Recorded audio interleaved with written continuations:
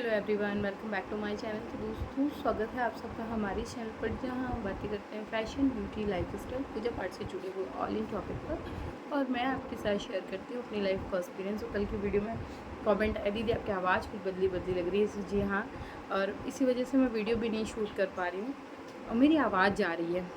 तो थोड़ा सा टेंशन की वजह से डॉक्टर को मैंने दिखाया, ट्रीटमेंट चल रहा है। कुछ दिक्कत आई है, वॉइस में कुछ प्रॉब्लम आई, सो वीडियो शूट करने में उसकी वजह से ज़्यादा समस्या हो रही है, क्योंकि बार बार बोलना पड़ता है तो दिक्कत हो रही है। तो आवाज़ तो हो सकता है कुछ चेंज लगे, वैसे ठीक है, सब कुछ नॉर्मल है। चलिए आज हम बात करते हैं श्री कृष्ण जन्माष्टमी पर।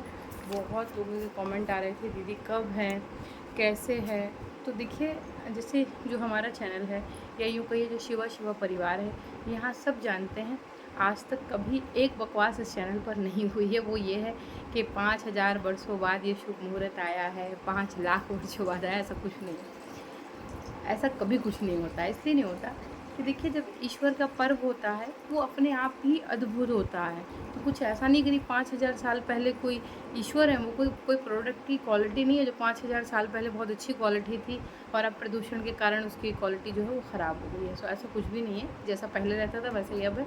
और जहाँ तक रही जन्माष्टमी की बात, मैं हर साल आप लोगों को ये बात बताती हूँ। देखिए, चूँकि दूसरे उसमें डाल दिया, दूसरा भी रखा गिलास। तो हुआ क्या है कि जब से सोशल मीडिया थोड़ा सा एक्टिव हुआ, यूँ कह लीजिए यूट्यूब एक्टिव हुआ, तब से थोड़ा सा कन्फ्यूज़न और बढ़ गया है। जब आज से आप आपकी दादी परदादी से भी पूछेंगी ना, तो वो भी आपको ये बताएंगे कि हाँ, जन्माष्टमी 2 दिन मनाई जाती है। गृहस्थों की जन्माष्टमी अलग होती है और संतों की जन्माष्टमी अलग होती है। ये कोई इसी वर्ष नहीं है, इसके पिछले वर्ष में भी था, इसके पिछले वर्ष में भी। हजारों सालों से ये परंपरा चली आ रही है कि जन्माष्टमी 2 दिन होती है। साधु संतों की अलग होती है और गृहस्थों की अलग होती है। क्यों, आपने सुना आपकी दादी से? तो ये यूट्यूब की वजह से और तमाशा फैल गया है और लोगों में कन्फ्यूज़न बढ़ता है।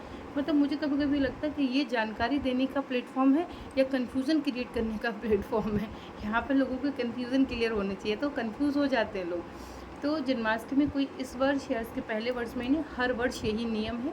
2 दिन मनाई जाती है, गृहस्थ अलग मनाते हैं और साधु संत जो है वो अलग मनाते हैं। अब गृहस्थों को जन्माष्टमी कैसे मनानी चाहिए और कब मनानी चाहिए? देखिए, जन्माष्टमी के लिए जैसे कहा जाता है, जब हमारे श्री कृष्ण जी का जन्म होता है, तो वो जो हुआ था वो रोहिणी नक्षत्र और भादो मास की जो अष्टमी है उसमें हुआ था। ठीक है, तो आपको 2 में से कोई एक चीज़ मिल जाए तो आप उसमें श्री कृष्ण जन्माष्टमी मना लीजिए। जैसे कभी कभी क्या होता है कि अष्टमी तिथि तो होती है, लेकिन उसके अंदर रोहिणी नक्षत्र नहीं होता। कभी कभी रोहिणी नक्षत्र होता है लेकिन अष्टमी नहीं होती है।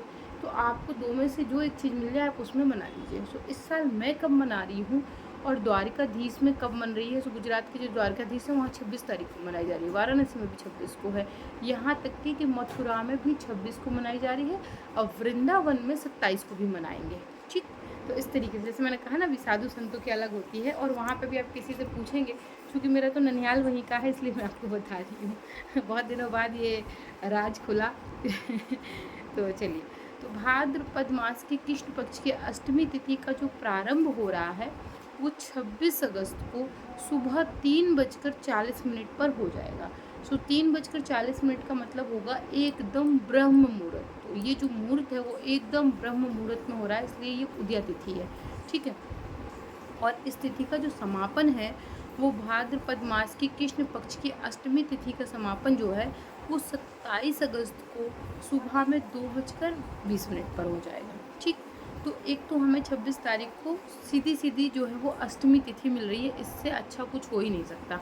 2 में से कोई एक चीज़ मिल जाए आपको, या तो अष्टमी मिल जाए या रोहिणी नक्षत्र मिल जाए, आप इन दोनों में श्री कृष्ण जी का जन्म करवा सकते हैं या जन्मोत्सव मना सकते हैं। ठीक, इसके बाद बात करते हैं रोहिणी नक्षत्र की।